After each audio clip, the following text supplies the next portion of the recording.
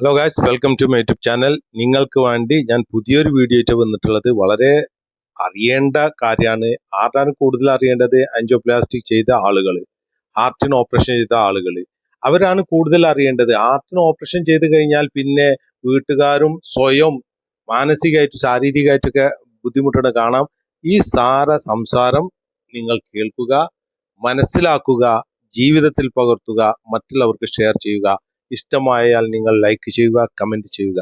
നല്ല നല്ല വീഡിയോസ് കാണാൻ വേണ്ടി എൻ്റെ യൂട്യൂബ് ചാനൽ സബ്സ്ക്രൈബ് ചെയ്യുക. വിവരമുള്ള നല്ല അറിവുള്ള വീഡിയോസാണ് ഞാൻ നിങ്ങൾക്ക് വേണ്ടി സമർപ്പിക്കുന്നത്. കാണുക, മനസ്സിലാക്കുക.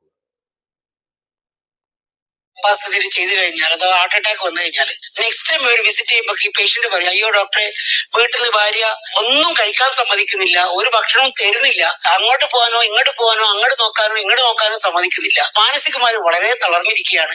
2-3 മാസങ്ങളായി ഇപ്പോൾ ഒരു ജയിലിലുള്ളപ്പോൾ തന്നെയുള്ള ഒരു അവസ്ഥയാണ് ഇവിടെ വീട്ടിൽ. അങ്ങനെ ചെയ്യാൻ പാടില്ല. ശരിക്കും പറഞ്ഞാൽ നമ്മൾ ഈ ആൻജിയോപ്ലാസ്റ്റി അഥവാ ബൈപ്പാസ് സർജറിയുടെ ഉദ്ദേശം തന്നെ ക്വാളിറ്റി ഓഫ് ലൈഫ് കൂട്ടുക എന്നുള്ളതാണ്. രോഗി നല്ല രീതിയിൽ ജോലി ചെയ്യണം, നല്ല രീതിയിൽ എക്സസൈസ് ചെയ്യണം, ഭക്ഷണങ്ങൾ നല്ല രീതിയിൽ കഴിക്കണം. ഇതിനൊക്കെ ഒരു ക്വാളിറ്റി ഓഫ് ലൈഫ് കൂട്ടാൻ വേണ്ടിയാണ് നമ്മൾ ചെയ്യുന്നത്, തിരിച്ചല്ല.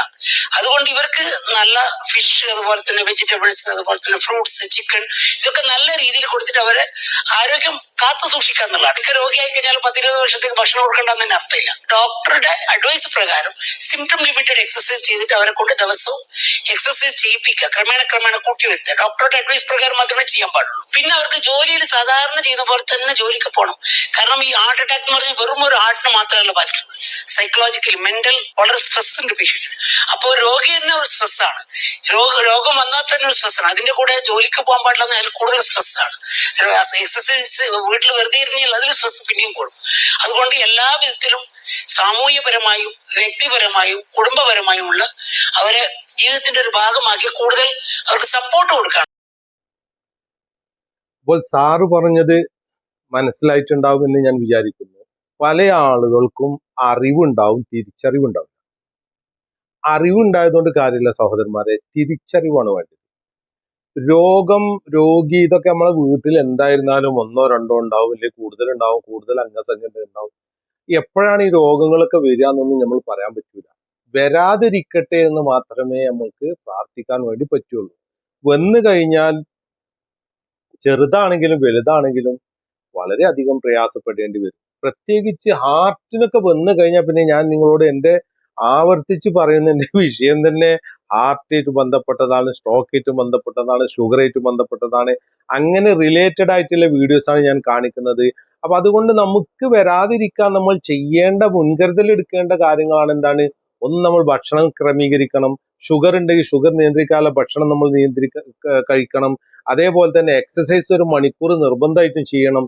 സ്ട്രെസ്, ഒരുപാട് ഭാരം തലയിൽ ചുമന്ന് നടക്കുന്ന ഒരവസ്ഥയിൽ നിന്ന് കാക്കണം. എന്താണ് സംഭവിക്കുക? നമുക്ക് സംഭവിക്കാനുള്ള കാര്യങ്ങളിൽ നിന്ന് നമ്മൾ രക്ഷപ്പെടണം. കൈകാല് തരിപ്പ്, ഇതെല്ലാം ഉണ്ടാകുന്നത് പല ബ്ലോക്കുകൾ കൊണ്ടാണ്. അപ്പൊ അതുകൊണ്ട് ടെൻഷനിൽ നിന്ന് മുക്തമാകുന്ന ഒരു ചെറിയൊരു എക്സസൈസ് ഞാൻ നിങ്ങൾക്ക് ഇപ്പോൾ കാണിച്ചു തരാം. നിങ്ങൾ എൻ്റെ കൂടെ ഈ വീഡിയോ കണ്ടുകൊണ്ട് അത് ചെയ്തു നോക്കുക. രാവിലെ ഒരു 5 മണിക്കൊക്കെയാണ് സാധാരണ എണീക്കുക, ആ നേരത്തും ചെയ്യുക. അതേപോലെ രാത്രി കടക്കാൻ വേണ്ടി ബെഡിലേക്ക് പോകുന്ന സന്ദർഭത്തിലും അത് ചെയ്യുക. എന്താണ് നിങ്ങൾ ചെയ്യേണ്ടത്? നിങ്ങൾ ചെയ്യേണ്ടത് ഈ 2 കൈ, 5 വിരല്, 5-10 വിരല് ഈ തലയിൽ വെച്ചുകൊണ്ട് തലന്റെ സെൻട്രലിൽ വെക്കുക. നെറ്റിയിൽ നിന്ന് കുറച്ചൊരു 3 ഇഞ്ചോളം ബാക്ക് ഈ 2 കൈ ഇങ്ങനെ വെക്കുക. എൻ്റെ കൈ കാണുന്നുണ്ടല്ലോ. എന്നിട്ട് നിങ്ങൾ സെൻട്രലിൽ നിന്ന് ഓരോ ഇഞ്ച് താഴത്തേക്ക് ഇറക്കുക.